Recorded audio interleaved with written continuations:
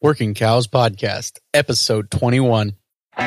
Welcome to the podcast that gives producers a platform to discuss and share paradigm-challenging practices.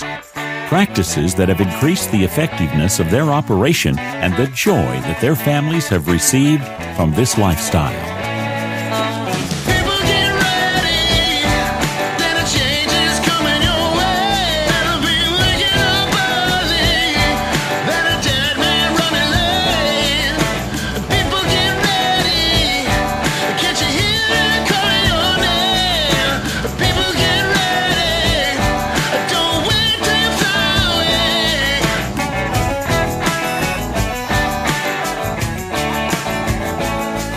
This episode has been brought to you by Chris Williams Audio. Check out his website at chriswilliamsaudio.com. For the last 11 years or so, I've been talking for a living. I've gained some skills in talking. I can form a sentence, I can think on my feet, I can respond to questions, I can come up with new questions. All that time developing my speaking craft has not left me a lot of time to figure out how to make audio sound great. If you're a musician, podcaster, or filmmaker, making your product sound great is crucial. So you stick to what you know, and let Chris Williams stick to what he knows, making your product sound great. Head on over to chriswilliamsaudio.com for all your podcasting, music production, and film audio needs. I have a confession to make. That's how I start conversations with my wife when I have something inane to confess, like I used the last roll of toilet paper and I didn't replace it, or I drank some milk from the jug out of the fridge and put it back in without the lid. So here I am confessing to you, the listeners of the Working Cows Podcast, that I am in the cage stage of my learning process in the grazing field. What the heck is a cage stage, you might ask? Well, there's a theologian that I listen to, a guy by the name of James White, and he talks about certain theological persuasions having a cage stage where it would be better for everyone, those who are proponents of that theological persuasion and those who are engaged in debates or opponents of that theological persuasion, if that person who was new to this way of thinking was just locked in a cage for a while where they couldn't attack people with their newfound passion for the knowledge. So, I am in the cage stage when it comes to my learning about grazing.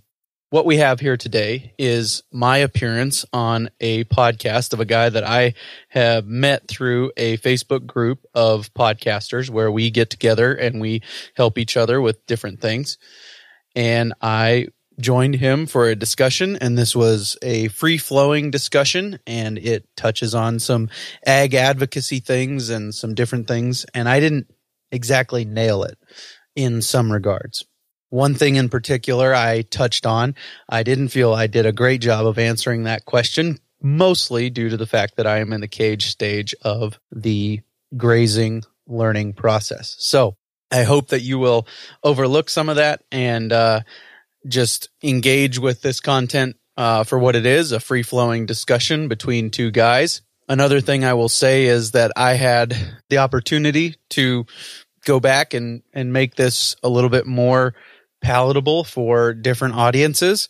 But what Sean is doing with his podcast, the Come to the Table podcast, is important. And specifically what he's doing in regards to authenticity is important. And so you get this raw as it was presented, as it was recorded, and I don't have anything to say by way of defense of myself other than that I'm in the cage stage of learning these grazing principles, and sometimes I get a little excited and I give them credit for being able to accomplish things and solve problems facing producers that maybe they can't, or even solve problems that are facing the world. But you know what?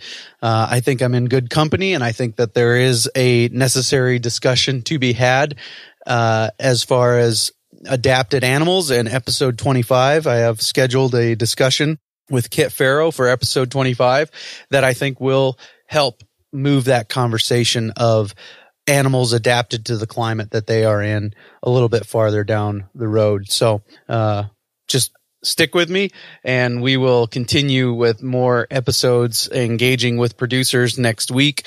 Episode 22 with Cody McDaniel talking about his move from Kansas up to Montana and some of the different challenges that he's run into there and some of the things that he's doing to quit the herd, so to speak, as will become a recurring topic on the Working Cows podcast, just based on the fact that I am talking to cooperative program producers for Faro Cattle Company. So this is my appearance on the Come to the Table podcast with Sean McCoy.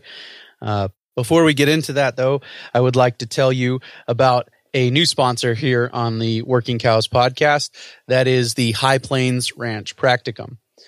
And I guess if you want to blame somebody for me being in the cage stage of learning the grazing principles, you could blame the High Plains Ranch Practicum. You could blame Dallas Mount, Aaron Berger, Blake Hopman, the instructors of the High Plains Ranch Practicum. It is an invaluable resource. I cannot stress highly enough how much I think it is important for producers to be involved in continuing education programs. So please take advantage of this opportunity and go check out the High Plains Ranch Practicum at hpranchpracticum.com and engage with the materials there. And register. The class that I was a part of sold out before the deadline, and so the deadline is the end of May. But go ahead and register early and make plans to be a part of this. Just a great format for continuing education for ranchers. hpranchpracticum.com, our newest sponsor on the Working Cows podcast. So I have rambled on long enough. Without further ado, this is my appearance on the Come to the Table podcast with Sean McCoy.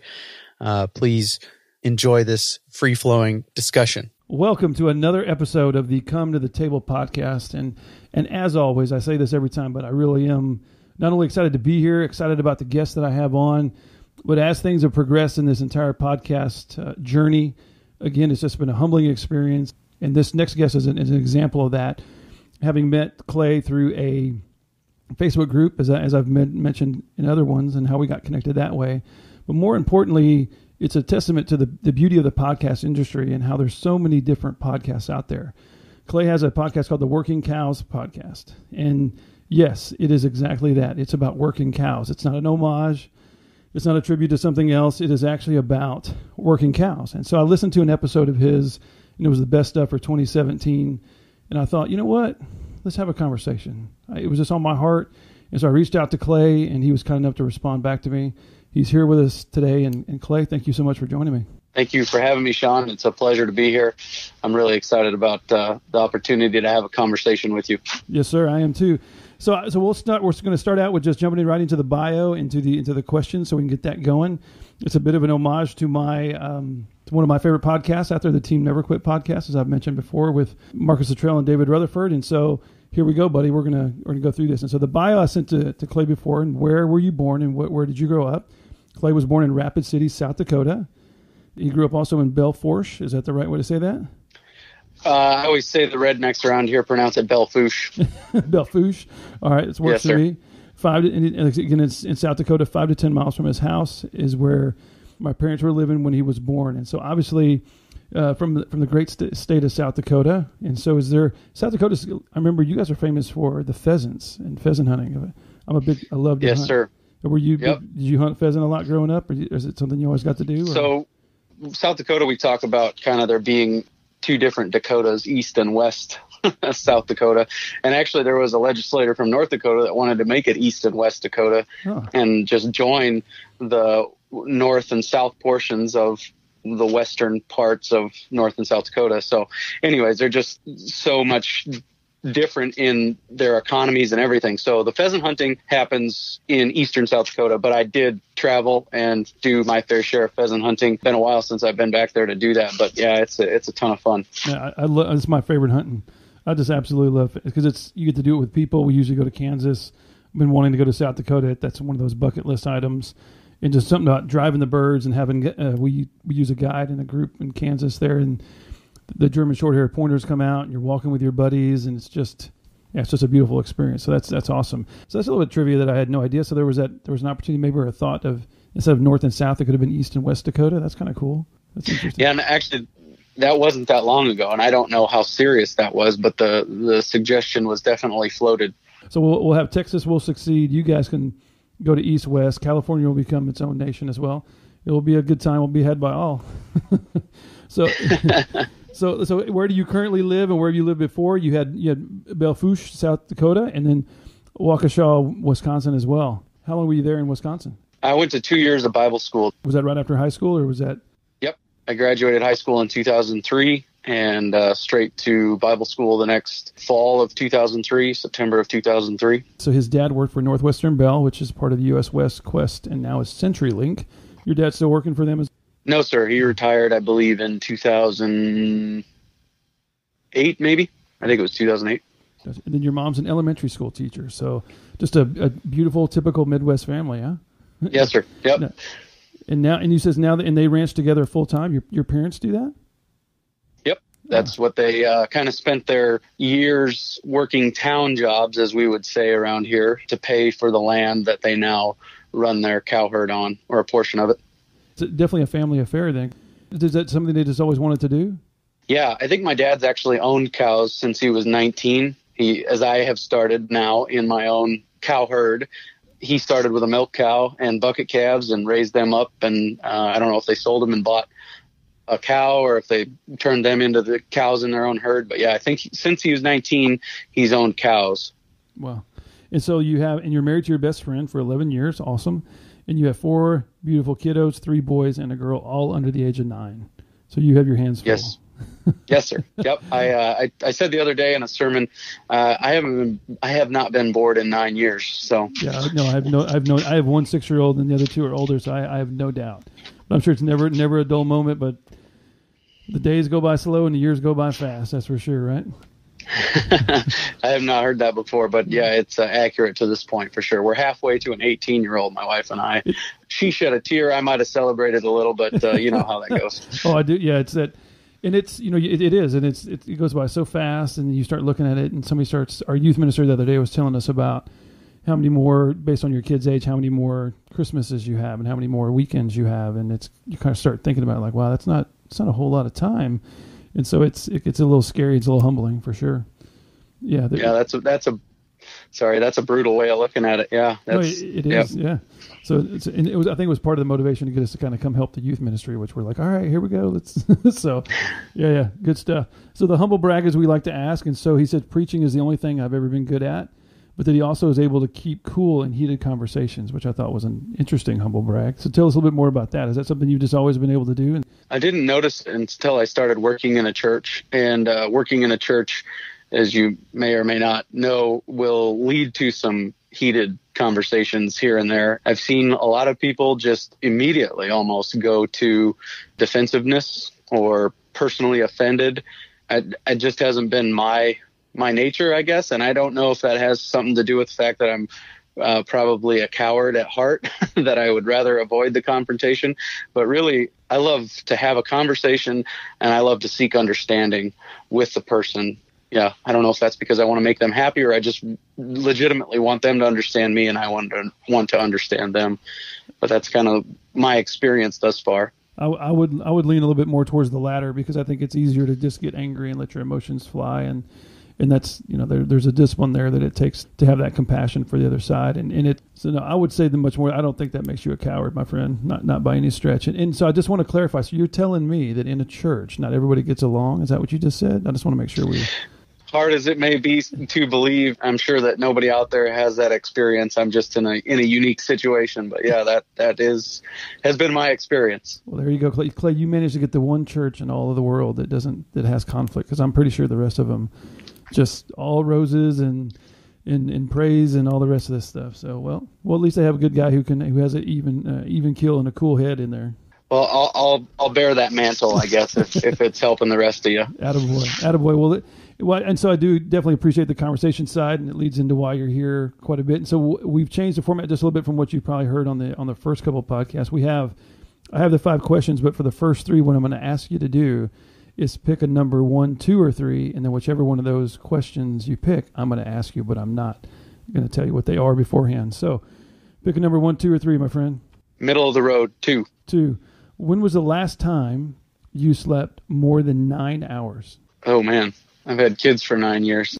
Probably the last time I was sick. I tend to do this thing where I don't get sick for like 2, 3, 4 years, and then I'll just get really sick and I'll spend 17 hours in bed. So I think that the most recent time that happened was in 2016. So, and I figured between you being a rancher and having kids under the age of 9, that would be that might take you a few minutes to think about. But yeah, because there's 9 hours is a long time. If you have kids out there, you know that it's not something that happens all the time. That's for sure.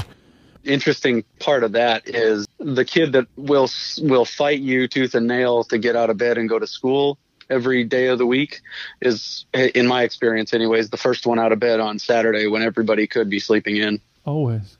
It's always that. You're just like, what do you it is. I had to drag my 14-year-old son out of bed, and then Saturday at 6:30 he's knocking on the door asking us what we're doing. It's like, well, I'm sleeping. That's what at least I was. So yeah, no, it's a universal truth, my friend. I'm pretty sure. Oh, good. I'm at least I'm not alone in that. I appreciate that. No doubt. So the next two are kind of the standard ones. The first one is, what is your personal faith or belief system? I belong to Jesus. Born and raised in that, or was it? Would you mind telling us a little bit more about that, about your walk? I would say I grew up in a nominally Christian home. My parents, we went to church every once in a while. I have heard through the grapevine that God providing the funds for me to attend a Christian boarding high school my senior year of high school was kind of what led my parents to faith in Christ. I've never heard them personally share that story, but I have heard that from other people who have heard them share their testimony. A fun fact about that is I was counseling at a Rick and Mick event. I don't know if you've ever heard of Rick and Mick, but they travel and do comedy and sketches and then share the gospel. And I was counseling there, the altar call, and we were supposed to get up and walk down kind of staggered as the counselors. And as I got up to walk down, my mom was walking down to respond to the altar call at the same time. I looked over and she was walking down the aisle to respond at the same time I was going down to counsel. So it was a fascinating, unique experience. I'm sure very humbling as far as having that experience with your mom. And that. So did you guys ever talk about it later and ask her what made her do it at that point, or have any kind of reflection on that? Yeah, I was pretty radical when I first became a Christian. And so I was, kind of the Bible thumping wingnut, continually kind of throwing it in my family's face. And a wise lady who was at that point kind of my main discipler said, just live your Christian life in front of them and let them see you live it out, and they'll come around. And so I took that to heart and I started doing that. It wasn't too long after that my mom responded. And I kind of more from the approach, I think the only conversation we've ever had about it was that I basically quizzed her to make sure that she understood what was going on, which was, typical 17-year-old kid or 16-year-old kid, kind of not really giving mom the credit she deserved for being able to use her own rational faculties. But, Well, humility is definitely part of that walk, right? And it seems like you definitely had that experience. And so could you mind me touching base a little bit more about what you just said? Because it really piqued my interest about kind of that initial self-righteous, almost kind of like, I have this new power to go out and talk about the gospel, so let me go out and tell everybody what they need to do. That's kind of what you said, right? Yeah, I specifically remember a conversation on the way home from somewhere, and we were talking about the end times, as you would predict a new believer would be on fire about having a conversation about that. And my brother was kind of slapping his hands together in the back like this Bible thumper, And so, that was just kind of that passion, I guess, is what it was. But it was maybe a little bit misguided, I suppose. So would you say to that, because I think that's kind of an important point, I'd love to touch base on that a little bit before we get started on the subject, but I think that's an important thing to put out there to the world about how in my experience as well, there's so many well-intended people who I think become on fire, as you said, and become very, very just passionate about their faith. And so the first thing you want to do when you're passionate about anything, it could be maybe it's a great restaurant or it's anything like that, anything that you become passionate about. Typically people want to share that. And so when it comes to something like your faith and salvation and all of that, there seems to be a natural proclivity to go out and want to share it with everybody, but not everybody's listening. is it in tune, or even the delivery can be a little bit well intended but not necessarily come across very well? Yeah, I think that there's that tendency early as a believer, as a Christian, to think that it's all up to you. You know, that you're this, as I've heard said, you're a commando Christian and you're the only hope that this person has for being saved, rather than looking at it from a biblical perspective that would tell you that you are planting a seed, somebody else is going to come along and water it, and God is going to give the increase. It's ultimately God's responsibility to bring those things to fruition.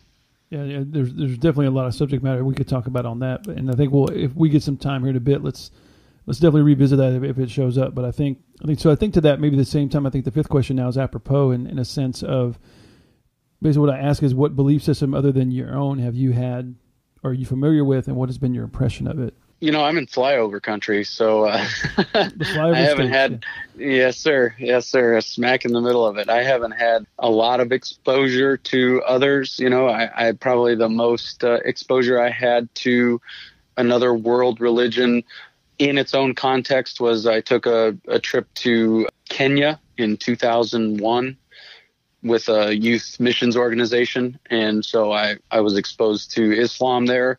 The year that I was there was, to my understanding, now this has been a while, but to my understanding, the year that I was there in Kenya was the first year that there were more Christians than Muslims in Kenya since, I don't know, the rise of Islam, I guess would be the best way to say it. So that was probably the most, you know, I've been exposed to other ways of thinking and friends who have essentially, I believe, become Hindu and different things like that. But I would say that as far as exposure, probably Islam. So Islam is always a lightning rod right now. It's definitely from a political standpoint, definitely from just our experiences, especially since 9/11 as a country. So with that year that you were there, 2001, I mean, was it around, were you there during September 11th? So we flew back into JFK Airport in August of 2001. And, you know, I suppose I was there maybe a month to 25 days before 9/11 on my trip back from Kenya. So right there at the start of the school year, September 11th was happening. So in your time frame while you were there in Kenya, did you, as you've seen Islam portrayed and as you've seen Muslims portrayed in the media, how did that line up with your experience? You know, we didn't have a lot of opportunity to interact with people that we knew were Muslims before the conversation started, you know, and so there were some of those interactions that we experienced, and I could tell kind of an anecdotal story about that, but I don't know that it's helpful to the conversation. Sure. So I guess to me, the media should not shape our opinion towards Muslims. If I can climb up on a soapbox here, for sure. The gospel should shape our opinion towards all people and how we treat them and how we love them and how we look at them. And they are a subject or an object of love first before they are a competing worldview or enemy combatant, if you will. I will, and I think that's I love that answer. So okay, so that's a good segue that we can stop that there and go into the next one, which is, so part of the reason I asked Clay to come on here, a big part of the reason is around his profession and listening to his podcast about him being a cattle farmer or cattle rancher is the better way to say that. I'm sorry, but even that and trying to understand, we look out into the world and we see all these conversations happening, or some of the information being portrayed around how beef is handled, how cattle are handled, how they're led to slaughter, how, you know, is what's in our beef. They're full of antibiotics or they're full of growth hormones, and we can't eat that, don't eat that, and how all these different things around those. And so as far as an issue, and it's not to try to create a problem per se, it's just more of a idea of having a conversation around, okay, what's really going on in the cattle industry? And then after listening to his podcast, you know, the Working Cows podcast, I thought, let's talk a little bit more about what is it like to be a rancher now? What is it like in that world? Now much does technology play a role? How much does the old school kind of thing is, you know, do you wear cowboy boots to work? And what is it really like? And now I'm a Texan, I'm a proud Texan. Clay, it's very important to me, and I can wear cowboy boots and a belt buckle and a hat with the best of them. But if I'm being honest, I don't have any idea what to do on a ranch. I wouldn't have a clue how to ride a horse. I've been on them a couple of times. That's not my happy place. the best I can say about ranching, or the closest I've ever been, is my oldest daughter. Her last 2 years of high school, she was an FFA. So I got to help raise a steer for a little bit. We actually had to. I know we can maybe talk about that some as if it comes up, but we had to give up on the steer. It was a Hereford steer, and it would not, my friend, it would not adhere. We couldn't break it. We couldn't do any of this stuff to it. And we actually ended up at a point where the FFA teacher, who was a legendary teacher for Fort Bend County, actually said that the last two options we had were to, one, tie it to a mule and take it out into the pasture to break it, or there was some shot that we could give it that would descramble its brain and then somehow, I guess, reset. And I was kind of like, when do we throw in the towel here? Because my wife was going, and we're at an FFA barn, and for those that may not know, FFA is Future Farmers of America, so it's real. You're really working the cattle. So she ended up raising a couple of pigs instead and did really well in that area, but the steer was a big fat failure. So that's kind of what we're going to talk about a little bit about the cattle ranching industry and Clay's experience on that. And what say you, my friend? I've had that experience of trying to break a stubborn animal. I was in 4-H growing up, which is kind of a Boy Scout for rednecks, I guess is how I usually describe it, except for they allow the girls in too. So boy and Girl Scouts for rednecks. So anyways, and we had to break them. And there were times where we might have tied a stubborn cow or stubborn steer or heifer to the back of a tractor and pulled her up and down the driveway a few times to get it through her head that this is fun and she's going to enjoy it, or he is going to enjoy it, and we will sell them for lots of money at the 4-H sale. So to give a little perspective, because some people may hear that and think, well, see, there you go, there's the cruelty and you're dragging this animal around with a tractor.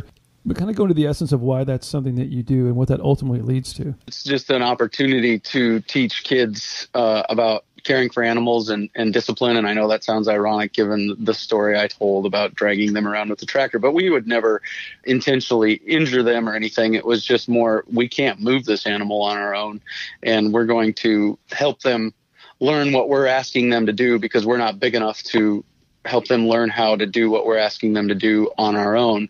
And so a lot of working with cows comes down to an issue of pressure. And kids are no different. And I'll tell you why I say that in a minute. But you put pressure on them until they do what you want to do, and then you relieve the pressure.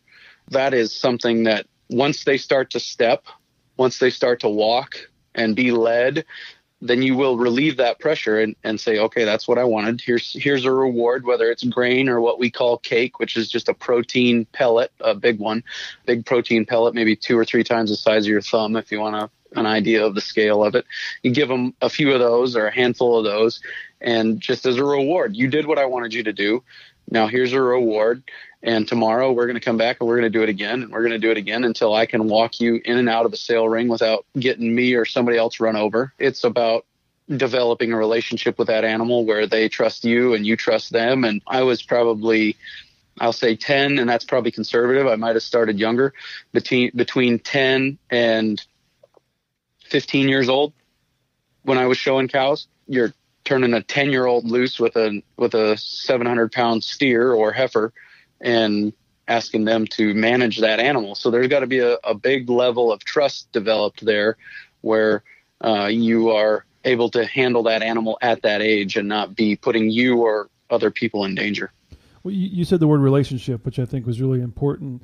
I remember watching the kids sleep sometimes in the pen at the FFA barn. They'd sleep overnight, especially when they were going to show them. We'd get in there and literally lay down in the hay bale or the shavings and inside the pen with these animals. And so you're that relationship you're talking about isn't just a do what I say relationship. There definitely takes on an emotional value to that, I would say, for you guys. Totally. So the best illustration of that relationship that I can think of is in 2013, in October of 2013. So just over 4 years ago, we had the worst blizzard on record, I think, or maybe in the last 100 years. And what made that blizzard so bad is that the 2 days before that blizzard hit, it's called the Atlas Storm. You can look it up if you want to have your gut wrenched a little bit. 2 days before the Atlas blizzard hit, we got rain, and we got lots of rain, like a couple inches of rain. And here in western South Dakota, we get like 14 inches of rain a year. And so we got a couple of inches of rain in 2 days in October, and then we got 4 feet of snow, and it was heavy, wet snow on top of that. And Western South Dakota lost massive amounts of cows in that. And this is an important part of my own story that I would need to back up a few years before that to tell you the whole thing.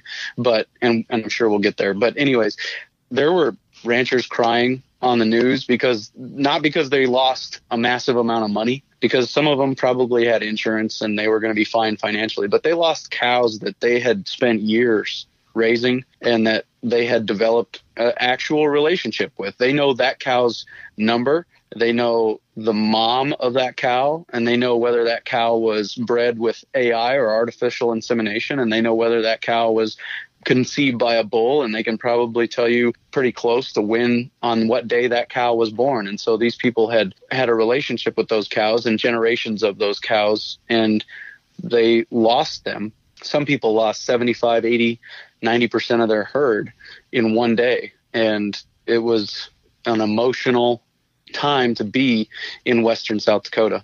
And with in that emotion part, like you said, isn't just based on the fact that there's a business element or a financial value, but they were there probably from the time that calf was born, and they've seen them reared up, and they've fed them, and they've taken care of them, and I feel a little bit of a kinship to that as I've seen it in the hunting world. Where now, granted, it's ultimately to harvest them, and that's a word that we like to use, that we know what that means in terms of bringing them to the table, but there is that circle of life aspect to it that definitely seems to be an element that ranching and farming and things of that nature tends to have with it.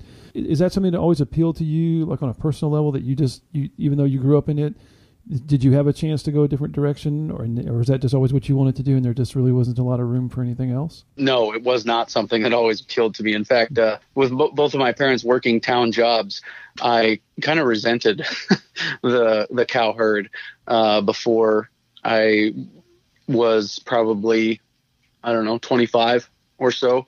It took all our weekends. My parents worked in town, and so on the weekends is when we did the ranch work, aside from keeping everything fed, which was done every day.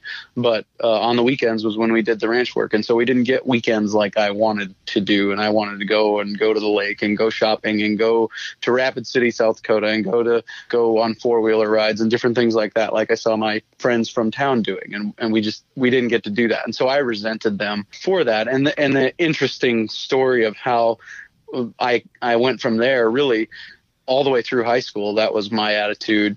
And I loved living in Waukesha, Wisconsin. It's 10 minutes west of Milwaukee, Wisconsin. It's an hour and a half or so, depending on traffic, north of Chicago. I loved it. I loved the city. But I distinctly remember, and I think this was the seed that was planted that caused me to want to be here for the rest of my life. I distinctly remember getting out of my car one time on a drive back, and it might have just been the stank of a 19-year-old boy driving 13 hours straight to see his girlfriend. But I got out of my car, and I distinctly remember smelling the Western South Dakota air and smelling the sweetness of it, and just how clean and fresh the air smelled, and thinking, oh, this is definitely not Milwaukee. This is different. This is clean. This is fresh air. This is the outdoors, and it's in a sense unadulterated. And so that was kind of the seed. And I think some more water, or what caused that seed to really grow, was really that Atlas storm and seeing the relationship that these guys had with their cows. Because I was away at a town job, being a pastor for 11 years to this day when we're recording this. I've been a pastor for 11 years. So I was able to choose what days I wanted to be involved. And so I got involved in calving my dad's heifers, or helping him calve out those cows that were having their first calf, or known as a first calf heifer. I got involved in that.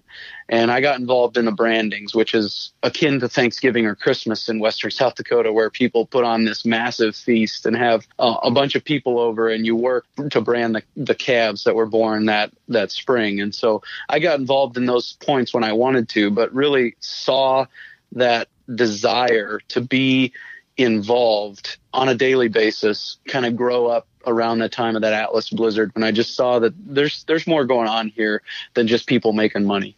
There's a relationship with these animals, and there is a care, and as you said, harvesting. There's a stewardship of these animals that goes into it, and other things have contributed to that, but those two experiences specifically really led me down a path to where I am today, where I own 10 of my own cows officially, and I work 2.5 days a week with my dad on the ranch and doing the ranching tasks, and then I work 2.5 days a week here at the church as a youth and associate pastor. So a couple of things stand out to me when you say that. One is, I wonder what kind of role your faith has played in all that, in terms of how did that feed your desire to do that, and how that played a role. And then the other side of it is the fact that it's work. It's real work. It's hard work. I remember we just had that cat. We had that steer for maybe 8 or 9 months, and even the pigs that we helped my daughter raise. Now look, we're suburbs and run up to the high school where the barn is, but it was every day, and it was twice a day, and we didn't have a day off, and tending animals doesn't take a vacation. There's no spring break, there's no holidays, and the rest of that, regardless. And is that in line with what you've seen? And then how do you, like I said, and in that terms of that trade-off in terms of those two areas, kind of talk a little bit about that if you don't mind. Sure. So I guess to answer the first question there, I think, is about my faith. I guess I just see God as sovereign. God is in control, and he has faithfully been leading me and moving me in this direction. And I'm kind of to the point right now where I guess I'd preach for free if I could afford to. If there was some other way for me to supplement the rest of that income, I would continue to preach as long as I need to. God has really developed a love in my heart for the local church, or specifically the rural church, those churches that either have pastors that don't get breaks from preaching because they're the only one within 50 miles that will not can, but will step behind the pulpit, or those rural churches that don't have a pastor. And most of those rural churches honestly could support a pastor, but they just can't find somebody willing to live 50 miles from a Walmart, and for some of those communities, that's close.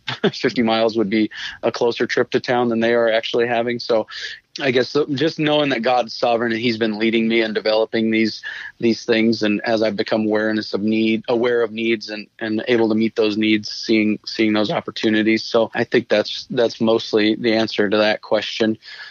And then was the second part about that was work? It's hard work. I mean, it's not these. I can remember, getting kicked by a steer, getting run into by a steer. They're tough, and they're if it's like you said, a 700-pound animal. When they step on you, or throw you to the ground, they can do that, or swing their head. I remember getting lit up. I had that steer drug me. I remember I was trying to get my daughter. She had the halter on when we first had him, and this guy suggested, and I didn't know what I was doing. Like I said, we walk out in the main alleyway there of the barn, and this was a brand new steer, and it's a Hereford steer, and so it's not small, and definitely not, and it's definitely bigger than I am, and so this thing takes off and literally starts running down the middle of this, and my daughter is in between me and this steer. She's holding on to it, and I'm holding on to it next to her. And I'm yelling at her, "Hey, let go!" And this thing, and I'm screaming, "Let go!" She finally lets go because it's running, and it's starting to make a beeline for the gate or for the fence line on the side, and then she was going to be between me and this steer, and then she let go, and then it was just me and the steer, and I'm holding on to this thing for dear life because all I could think of is if I let go, we're never going to get it back in the pen, and you know how that feeling goes better than I do, and it threw me all over that barn like I was nothing, and it was a very humbling experience. And so, but that's an extreme, but it's still having to fight that and deal with that, and the hay bales and the food and all the things that go with it, all that. It's real work, and it's every day, all day. It's kind of what I was getting at, and maybe talk a little bit about. And that's just my little example. What is it like when you have 10 and you have all this land and you have all this responsibility? Give us kind of the bigger version of that story. Yeah. Well, and that's just it. You don't get to take a day off from feeding your cows necessarily.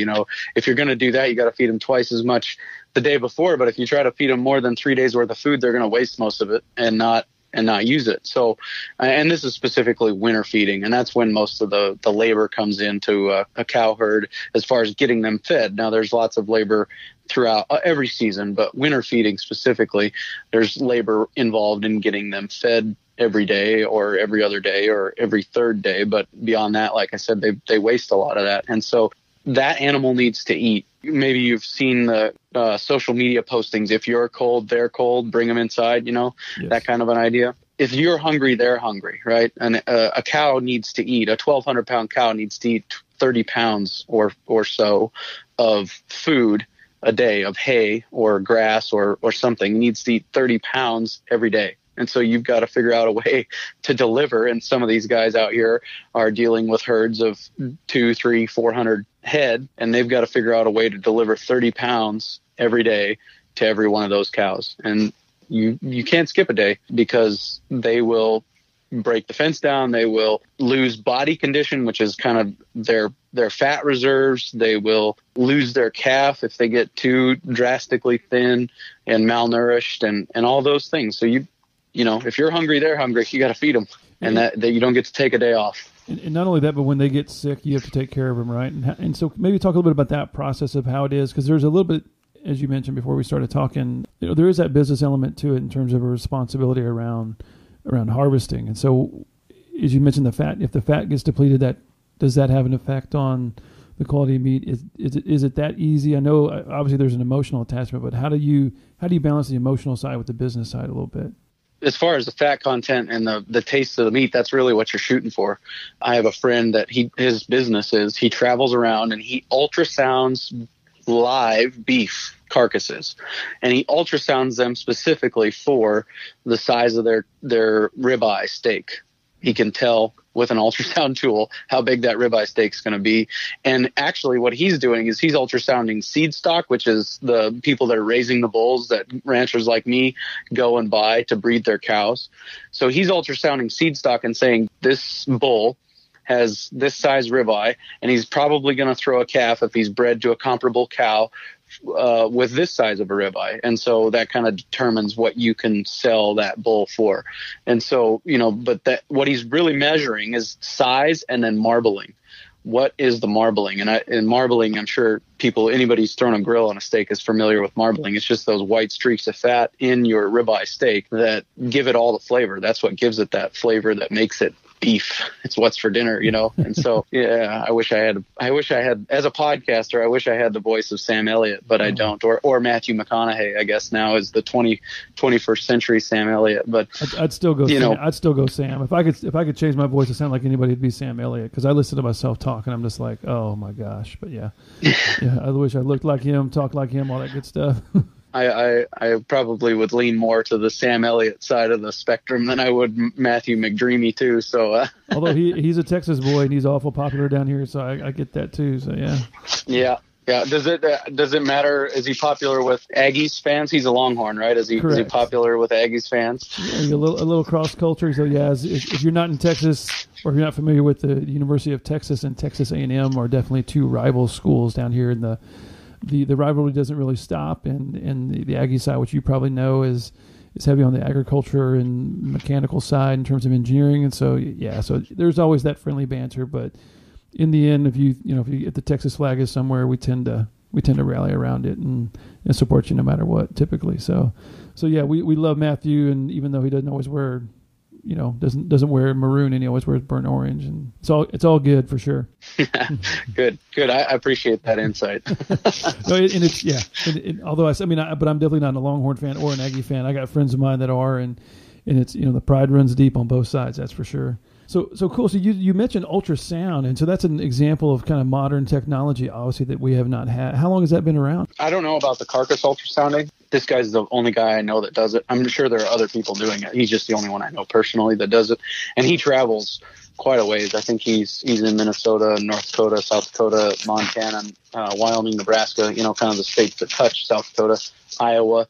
I don't know if he covers all those states, but I know he's in Minnesota, North Dakota, South Dakota, and some of those others. So anyways, carcass ultrasounding, I'm not sure how long they've been doing that, but ultrasounding for pregnancy, which is basically if you've been to a first trimester ultrasound for a lady in your life, it would be a lot like that, kind of the same method as a first semester ultrasound. And I suppose the first time that I remember us employing that technique with our cows was probably between 10 and 15 years ago. We started ultrasounding our cows rather than the old-fashioned shoulder height or shoulder length plastic glove and the arm up the rectum, which is a rectal palpate method. That was how we used to do it. And we we don't do it that way anymore. We bring in the ultrasound for a few different reasons. Well, I'm sure everybody's happy about that advancement in technology. Yeah. It didn't make any difference to me. I was in the back of the chute pushing cows up to the actual chute where the rectal palpation was taking place. But yeah, I'm sure those guys are happy that it's changed. I was talking to somebody the other day, and they were talking about a guy that they knew that had chutes on both sides of him, and he had a glove on both arms, and he would go back and forth and palpate all day long that way and just run through a bunch of cows. Now his accuracy was questionable, and that was why he came up in the conversation. But it was just, kind of a little glimpse into the culture that we are a part of here. It must be a very interesting conversation in terms of how you train for that and how to transfer the knowledge and how you become good at that. This may sound like a really bad joke, but are they the butt of most jokes, those kind of guys? They tend to have a lot of respect if they're good at it, honestly. Like I was talking to my dad the other day, and he's like, generally when I've done it and the calf is sucking my thumb from inside the womb, I know that cow's bred. But other than that, my accuracy isn't so great. Oh, fun. Which has actually happened. That's not an exaggeration. That's very interesting. So what kind of what other technologies are out there? That's a very interesting use of ultrasound. And so from a day-to-day ranching standpoint, how much is technology and even the internet or smartphones or GPS or drones, has any of that stuff kind of made its way into the cattle ranching business? Yeah. And, like all sectors of technology, there are early adopters and there are those who are not necessarily suspicious or whatever of new technology. They just haven't taken the time to learn it, to implement it. One of the classes I went to, a family there, and actually it was one of the episodes of my podcast, they were talking about how they use Google Earth to plan their grazing. I saw a video, I think it was on Twitter or Facebook the other day, of a guy using drones to check his cows, and I think he was actually moving them with his moving cows with his drone. And then the farming side, which I'm not very familiar with at all, but the farming side, they've got incredible amounts of technology down to essentially self-driving tractors and tractors that will make a turn at the end of a field. And so technology has been really implemented there on a large scale. A lot of technology has been implemented in feeding of cows, how you feed cows and kind of the tools as far as mixing a good ration for them to gain well and gain at a healthy pace. A lot of technology has been used to determine what the best ration is for a cow. A lot of those guys, a lot of technology has gone into that, just with basically diet science and nutrition science and some of those things. A lot of advancements that way as far as how you can best feed that cow that in a way that is most healthy for her, that's going to produce the most milk, that's going to produce, whatever it is you're looking to do with a cow through her nutrition. Basically, you can do that if you're willing to take the time to learn what they need. So around technology and those kind of advancements, we alluded to it a little bit in the beginning, and it's something that usually comes up, or you'll see in the meat market in a grocery store that grass-fed beef and open-range beef, and maybe that's more on the chicken side, but definitely some of these ideas around all natural and antibiotic-free. When you hear that, are those kind of buzzwords? Do they really mean something? What really goes on your end around that kind of stuff, and what would you want to say kind of out to the world in that sense of speaking? I don't want to say counter to that, but is it an urban legend? Is it myth? Does it drive you nuts? Is it a healthy concern for people?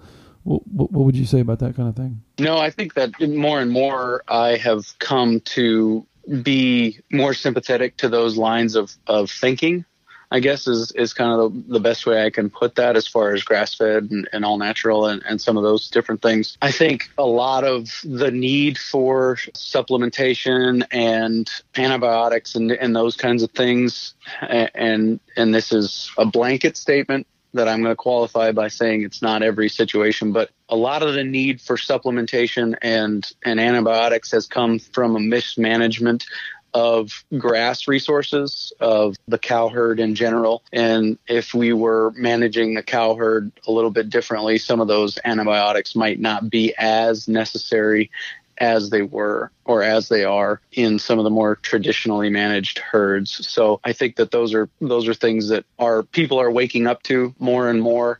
There's kind of a revolution within the beef industry of different ways of thinking about a lot of these different things. And so as far as grass-fed beef, when I first heard of grass-fed beef, I kind of said, well, yeah, all cows are grass-fed, but how are they finished? And that really is the issue. A lot of those cows will be, because grass is the cheapest feed you've got. And ultimately, to finish them quickly, to get them to a finishing weight, which is the weight at which they are slaughtered and butchered and all those things, to get them to a finishing weight, the fastest way to do it is to pour the corn to them and other things mixed in with that. You can't give them just straight corn, or you have to at least break them into eating corn, because their gut is designed to digest grass. They are a ruminant animal, and so their gut is designed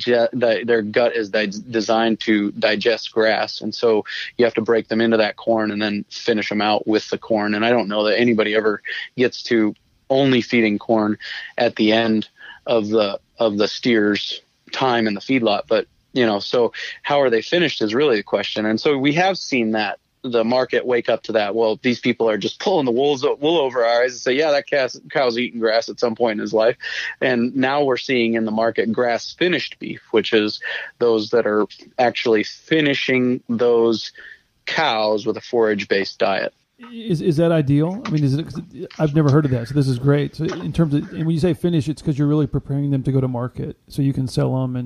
And is that finish around just getting the most weight you can for it from a business standpoint, or is there any other element to the finishing process? I think it's just simple economics. It's what is the market demand, and you've got to rise up and meet that supply. And so most people aren't conscientious about what they're eating. And so the market is not demanding anything different than what we have been providing for a long time. But how it typically works, and this is a little bit unique in the cow industry, is that the rancher who was there when the calf was born will not be there when the calf is slaughtered. And what I mean by that is that he's not the one loading it on a truck to go to the slaughterhouse. Usually he'll load it on the truck about 7 months or 8 months after it's born, and it will go to a sale barn. And from the sale barn, it will go to Kansas, or it will go to Oklahoma, Nebraska, Iowa, some of those other states, but those are the major feedlot states. It'll go to a feedlot and it'll get finished. So it'll be taken from 700 pounds or so up to 1,200 pounds.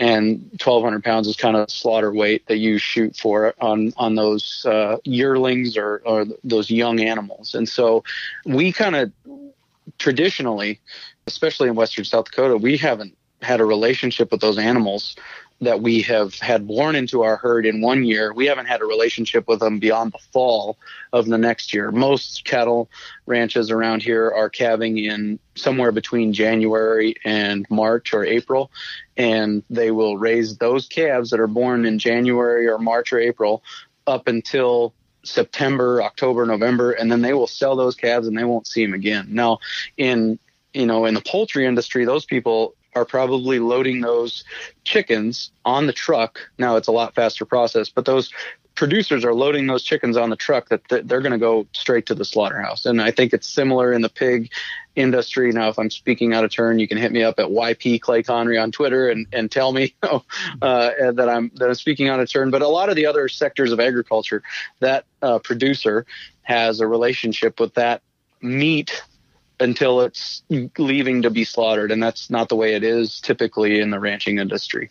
And then from an overall management standpoint, you really have no idea even where that calf will end up, and then even after that, where the actual meat will end up, in a supermarket somewhere or at a steakhouse. Do you have any, or do you? As far as where the meat's going to end up, most of the premium quality meats that you're going to get your hands on, as far as a steak or some of those things, are going to be a younger animal.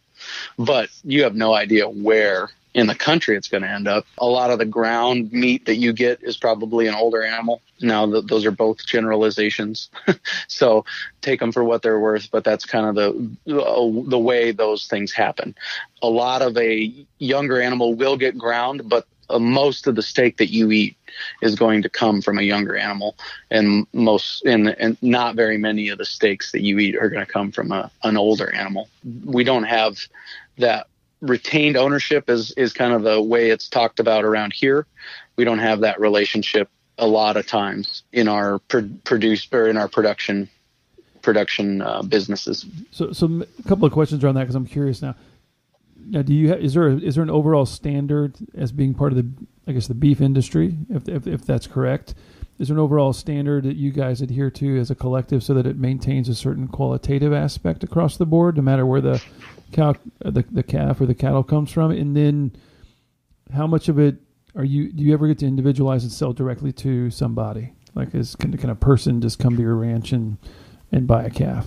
The standard question is generally handled by the breed itself. So like there's the Angus Association, specifically the Black Angus and the Red Angus Association. There's the Hereford Association. There's the Charolais Association. There's as many as you can think of. Maine Anjou, if you want to really fancy it. The Wagyu Beef Association. Oh, yeah, there's all these different breeds of cows, and so each one of them generally has their own association, and each one of those association kind of does its best to market its product to the American public in a way that is most attractive to them. And going along with that, they are supposed to have standards, or they would say that we have standards that make our breed better than another breed. And so come to us to get your steaks and your T-bones and your ribeyes, because our standards mean that our breed is going to be better than the next breed. And so that it's kind of a marketing thing that goes along with that.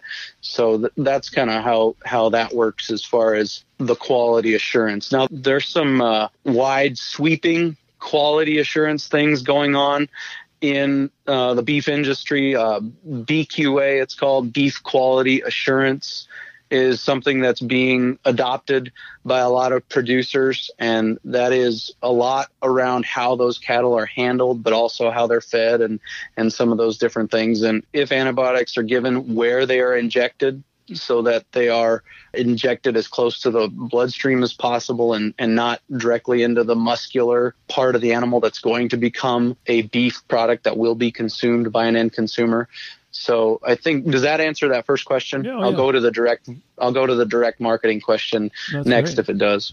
No, and so as an aside question to that, what breed of cattle do you raise? Probably 95% of my dad's herd is Angus, and then there's a couple of Hereford cows in the herd, and then I think all of his bulls at this point are Angus. And there's some advantages to crossbreeding herds or crossbreeding breeds of cow that will give you some advantages as far as the durability or how well that animal, the hardiness of the animal itself, and also in the way that animal will gain weight and some of those things. So there's lots of different crossbreeds that you can. And actually, I was just recording a podcast before I came on here with a guy that has a different crossbreed than we have used, but he's having success with it. And so to that, did you choose Angus because it was just you think it's the best, or is it more regional because it's what survives, or is it what played that part in choosing that type of cattle? The market decided for me. That's just what is in high demand.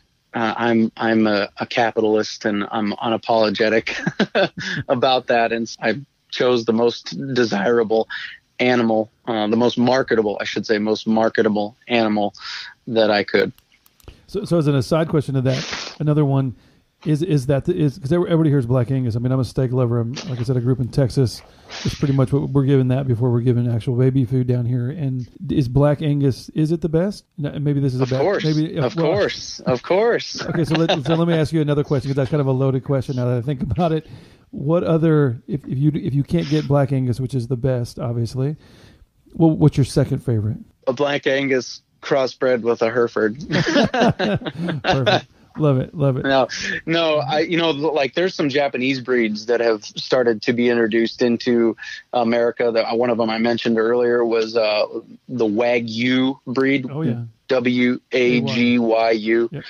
Yeah, Wagyu. Maybe I'm spelling that wrong. I don't know. I was just introduced to it a while ago, but they're really known for their marbling. And then there's some other Japanese breeds that are also being introduced, and some people are having some really good success with. And so it all comes down to the end product and what does that marbling look like and those things. And the Angus beef does marble well. It is legitimately high marbling in the way that those animals put on fat. So is that ribeye? Is that marbled beef? Is that kind of your favorite, or are you a filet mignon fan, or or sirloin, or T-bone, or? Yeah, when I was in high school.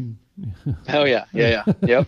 No, I honestly, like, I can probably count on. I don't know. Very few meals growing up did not have beef in them, and yeah, I mean, if they didn't have beef, they had tuna, because chicken was expensive and my dad wouldn't eat it. So, but we could produce that beef cheaper, and it would be generally an animal that wasn't going to market well, that we would finish ourselves and then take to slaughter. So I grew up eating lots and lots of beef. So when I was in high school, I enjoyed New York strip because it sounded fancy. And then after college, I had a little bit of a fling with a T-bone because it had the tender side, the sirloin side. And then when I became a man, as the Apostle Paul would say, I switched to eating ribeyes. So the ribeye is my steak of choice. And if I'm really feeling fancy, I'll get me a bone-in ribeye. So here's the ultimate question for steak lovers out there. And how do you have your steak cooked? Oh, medium rare. Yeah. I like it to be warm all the way through. That's kind of my only standard. Oh, yeah. Look, I love my wife, and she'll be mad at me for saying this, but I convinced her she should just eat a hockey puck instead. She's the well-done person, just wants, literally no red, no anything. It just dries it out, and because I'm a rare to medium rare kind of guy. So good answer. And as we're going along here, one of the things I kept thinking about, so back to the technology side, what made you, because I think it's such a unique thing. We talked about technology earlier in terms of how people use it, and you started a podcast. So what I'd like to kind of end on that in terms of what made you start a podcast around the cattle industry, and how's that been received, and what's it like for other people? Because I know some of the episodes that I listened to, very well done, and I love the human side of it. I loved all those different parts of it, the practical side of it. But are you seeing a lot of great feedback from that? And then what was the catalyst for you starting that? So as far as the catalyst, my wife and I kind of, as we have both had this desire to be involved in the ranching industry on more than just a cursory basis, we decided to be involved. And my dad is getting ready to transition out, which he's, by ranching industry standards, he's young to even think about that. But anyways, so he knew that was kind of his desire. And so he said, we should send you to a continuing education course. And so we went to a continuing education course called the High Plains Ranch Practicum, put on by the University of Wyoming and the University of Nebraska Extension agencies. And one of the instructors in that class, it was 2 days a month over the course of 4 months. And one of the instructors in that class, who is kind of a podcast listener himself, said, one of you guys needs to start a podcast. And I'm like, well, I've worked in a church for 11 years. I know how to, maintain a website, and I know how to upload content to the internet, and I know how to record audio, and I know how to edit audio. So I'm like, I could probably do that. But as most things, it's like, I don't really have time to do that.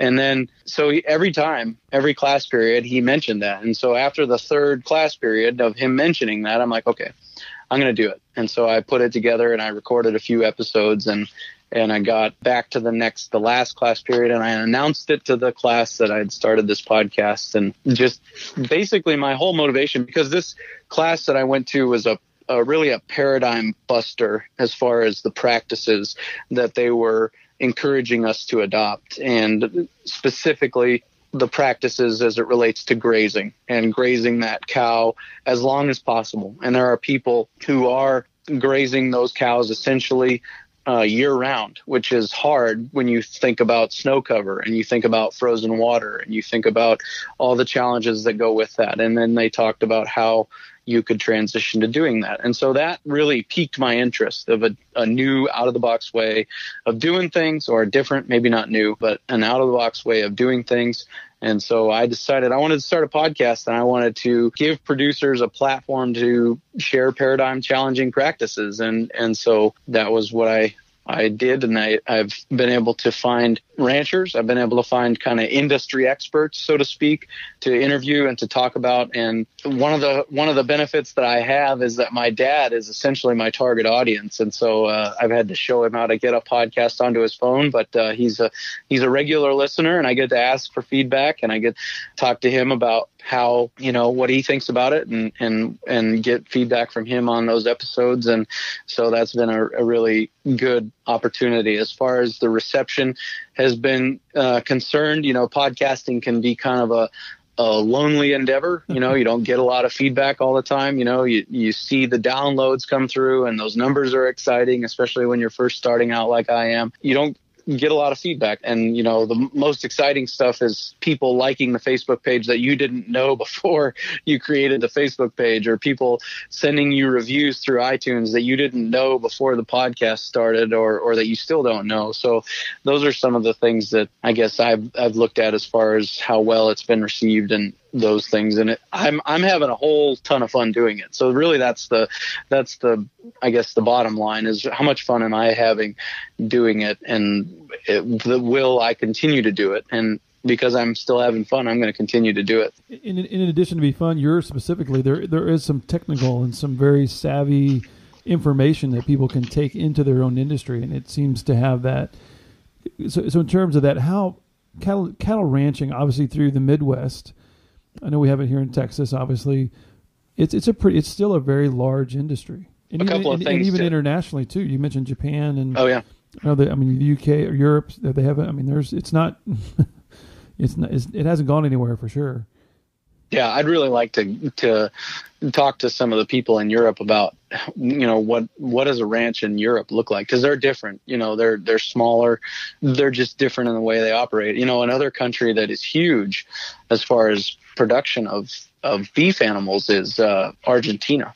Argentina produces a whole ton, and they're really famous for their cowboys and how good those cowboys are, and that cowboy lifestyle and some of that stuff. So, it's just a really fascinating deal.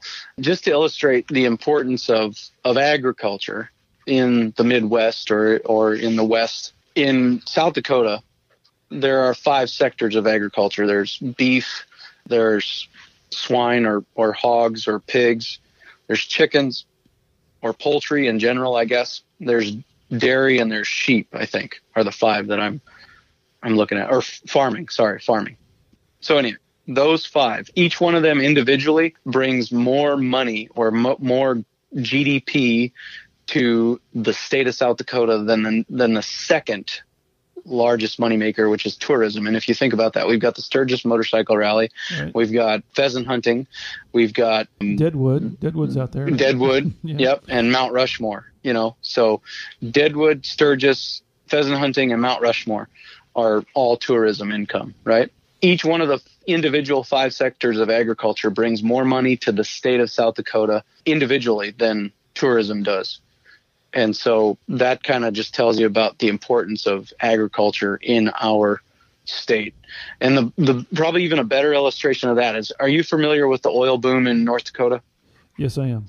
And maybe a lot of people are. It's called the Bakken oil field. Oh, yeah. There's the Three Forks shale and different formations that they're finding, and technology has allowed them to harvest that in a lot more efficient way. And so anyways, that boom, I think, started somewhere around 2008, 2009, and it peaked in 2014.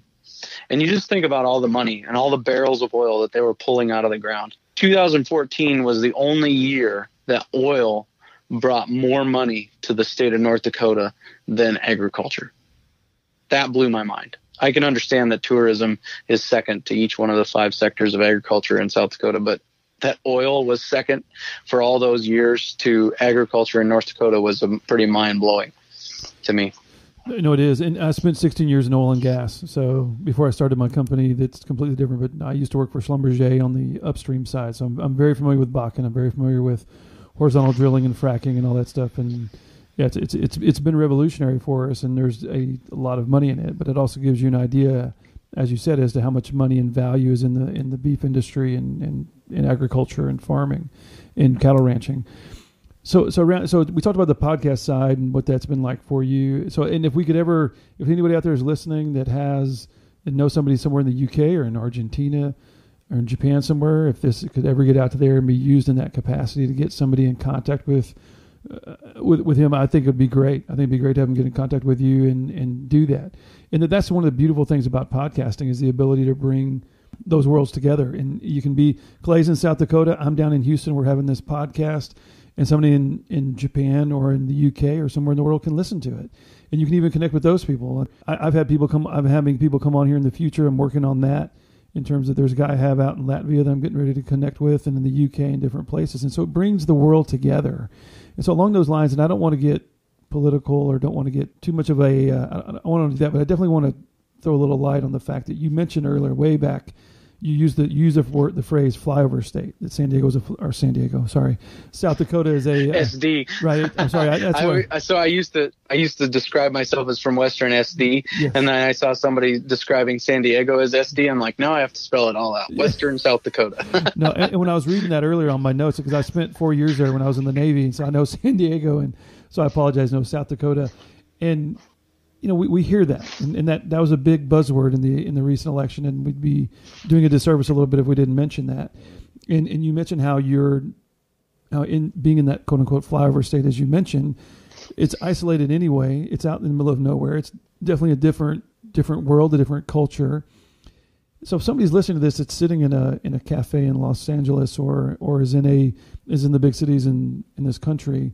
I mean, what would you want to say around culture and differences, especially at this time of our country? And it's part of the motivation why I wanted to put this out there, because it seems to me that there's a lot more commonality while there are differences. And as you know, having somebody come in from the city into a ranch would be a lot of fun because they'd be completely out of their element. But all that aside, if you were to throw something out there in terms of those on the East or West Coast, or that may be in blue states and have no idea what it's like to raise cattle or ride a horse or drive a truck or any of the rest of these things that we tend to put in that area, was there anything you'd want to say?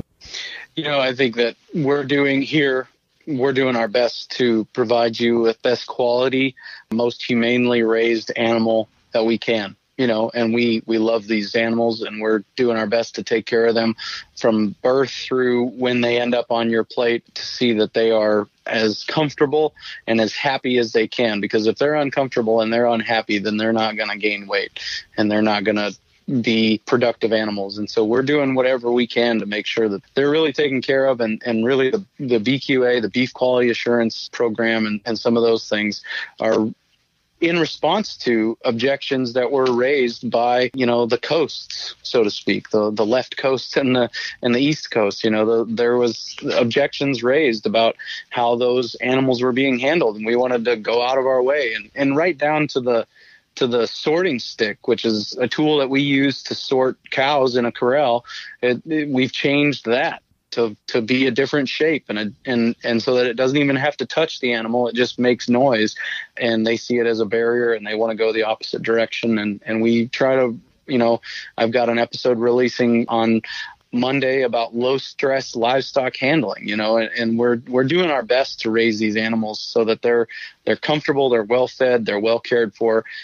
Temple Grandin, I think I should bring up Temple Grandin. She's a fascinating lady. I think she's out of Colorado State University. I know she's in Colorado. I know she's at a university. I'm pretty sure it's Colorado State University. And she's actually autistic. And there's a great movie about her. I think it's Grandin is the name of, or Temple is the name of the movie. And she is a lot about talking about respect for the animal from the time it's born till the time it's slaughtered. If we're going to eat them, we should respect them, and we should take care of them, and we should do the best to make sure that they're comfortable and happy all the way through. And so, if you want to look up, that movie is really good. It's basically a docudrama on her life and how she came to draw comfort in her autism from a certain place in her house, and how that allowed her to identify with cows, as strange as it may seem, and how she has revolutionized really the cattle handling side of the beef production industry. And a lot of, our own systems are developed kind of in line with what she would say at our own personal ranch, are developed in line with what she would say are some best practices. And she's still around and she's still giving lectures, and it's just a really fascinating thing. But, we're doing our best out here to provide you with a high quality product that has been raised in a humane way and that was happy every day of its life. So to that, one of the things that we typically do as part of this podcast is we ask our listeners and kind of challenge them to maybe have a conversation out with somebody that they know. Well, obviously around this subject, if you're living in a city or suburbs, it's going to be very hard to find a cattle rancher. And so I would maybe take a little bit of a step in a different direction, and that is to invite you to listen to that episode. And I'm glad you mentioned that about this low stress. So by the time this episode comes out and you hear this, your episode drops. That one you said drops Monday. Yep. So and I can guarantee you that our episode will drop after that. So you can go to the Working Cows podcast, and if you don't listen to any other episode, and there's a very good chance that some of the other ones are going to be very difficult to to find some commonality with it in terms of how you manage a herd and how you do the different practices and stuff like that. But maybe if you're wanting to know what's going on in that industry and how the humane aspect that's being brought into how cattle is being treated, and hear it from, again, bad joke, hear it from the horse's mouth, even though I know you don't raise horses, but in the spirit of that, to listen to what they're talking about and to have some confidence. And it's not about trying to change somebody from a vegetarian to somebody who's a meat eater or trying to say you have to eat meat. But if you're having that and you're curious about it, that may be a way to go out and listen to Clay's podcast and hear what he has to say and what other people are saying about it. So I'd put that out there to the audience. That'd be at workingcows.net/12, the number 1212. Workingcows.net/12 is the episode number where you can listen to that episode. Another thing that I would say is that there are people, specifically a lady who wrote a book called Defending Beef, and she went from being a vegan, and I'm not trying to convert anybody, to each his own. You're free to do whatever makes you happy. But she went from being a vegan to eating beef and actually defending the beef industry because she has woken up to this idea that beef and ruminant animals specifically are the best tool we have for stemming or for sequestering carbon. I'm not going to get into climate change, yes or no, but carbon is produced. We breathe it out. Cars produce it. Factories produce it. Carbon is produced. It's just a fact of modern life. And the best tool that we have for sequestering carbon, whether or not it needs to, is a whole other debate. But the best tool that we have for sequestering carbon is actually our soil. And the best thing that we have, and you can look up guys like Alan Savory and Ian Mitchell and Andre Voisin, who has passed away, but Alan Savory and Ian Mitchell are still alive. Alan Savory actually has a TED Talk on this very subject. The best tool that we have for sequestering carbon, for increasing and maximizing soil health, is ruminant animals. When I talk about ruminant animals, I'm talking about cows, goats, sheep, those kinds of animals. And because the way that they interact with the soil is the way they were designed to interact with the soil, and that soil responds really well to them pooping, peeing, and harvesting that grass resource. And so I think that these two worlds are getting closer together, with the demand for grass-fed beef and people being the tendency in our culture for people to want to be aware of where their food's coming from. I think those worlds are getting closer together, and I think it's a good thing for a lot of different reasons. Well, amen. And what I'll do, I put those in my notes. So inside the show notes, I'll put something in there about the. I'll find some information about Temple, and I'll do what I can to put that in the show notes. I'll also look at that book, the Defending Beef book, and then Alan Savory and Ian Mitchell I have written down. I'll have those TED Talks or anything I can find, and I'll work with you after we get done about putting that in our show notes, so those who are listening can go and check that out. And I think this has really been awesome to listen to you talk about it, because those are things that tie into all these, I think, bigger world issues that tend to divide us. That could there be an opportunity for the cattle industry to come up and play a role in that, and how we can all work together. And I think that's a beautiful testament to that. So that's really good information. Yeah, I appreciate the opportunity to share it. It's just been a lot of fun. I appreciate it. No problem. So we're up against a $120, and I don't know, again, one of these wonderful conversations that could keep going and going, and we'll talk a little bit after this, I'm sure. But as I always do, if you'd be so kind, Clay, I'm gonna wrap us up with a prayer, and we're gonna end this episode. Sure. All right, buddy. So Heavenly Father, as we come to you, I just want to thank you so much for this opportunity to talk to Clay, and ask that you continue to give him just wisdom and blessings and strength in terms of what he's doing, and let him know that that what he's doing out there is valuable, and what he's doing out there is appreciated by many, and that we just ask that you continue to help him and his family as they go through this, and just this service. It really becomes a bit of a service and a love and a compassion that you can hear in his voice for what he does with the animals. And if we can take any of this message out to the world and let them know that they're people just like the rest of us out there, and they do different jobs, and they live in different parts of the country and do different things. And if we can use this opportunity to bridge a little bit more of that gap and bring people together in that sense, then I hope that you can be glorified in that. Thank you for our our health as well. Thank you for this, just the chance to do all this. It's just such a humbling experience, and while it is a lot of fun, we hope that there's an opportunity to glorify you out there, and we just thank you for that. It's in your Son's name that we pray. Amen. All right, buddy. Amen. Well, thank you so much for doing this. Please check out the notes. We changed. We have a new email address. It's Sean at thecometothetable.podcast.com. It'll be in the show notes. We're getting official now and all that kind of good stuff. And we asked it. And as Clay said earlier, it's great to hear back from you. If you hear something from this episode and you want to touch base with us, let us know. We're just a couple of guys. Reach out to Clay, reach out to myself, something that moved you or something that spoke to you in this podcast. We want to hear from you. We're just regular people like you. We're not professionals. We don't, we're just doing this because we love it, and we hope this makes a difference, and hopes it brings some motivation, some inspiration to those that are out there listening. All right, we're going to sign off. Thank you again, buddy. I really appreciate it. This was wonderful. Yeah, thank you. I appreciate the opportunity. All right, thank you all. All right, God bless, and we're out. This episode has been brought to you by Kamak Ranch Supply. Check out their website at kamakranchsupply.com. Here's the deal about Kamak Ranch Supply.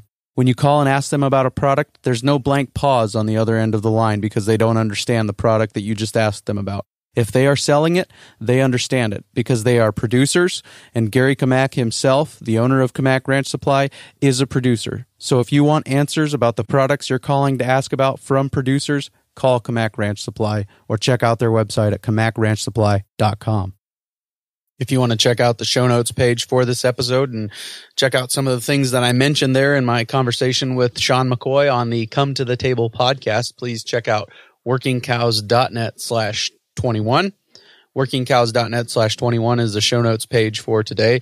And I've got some resources there, some of the different producers and thinking people, talking heads, if you will, Alan Savory and Ian Mitchell Inns, and some of those will be linked, and their resources will be linked at workingcows.net/21. Again, next week, coming up on the show, we've got a discussion with a cooperative producer for Faro Cattle Company, Cody McDaniel from Montana, and talking about his move from Kansas to Montana. So we will see you next week for episode 22 of the Working Cows podcast.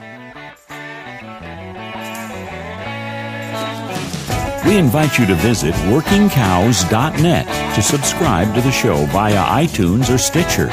You'll also find detailed show notes pages, resources from our guests, and the industry leaders who have influenced them.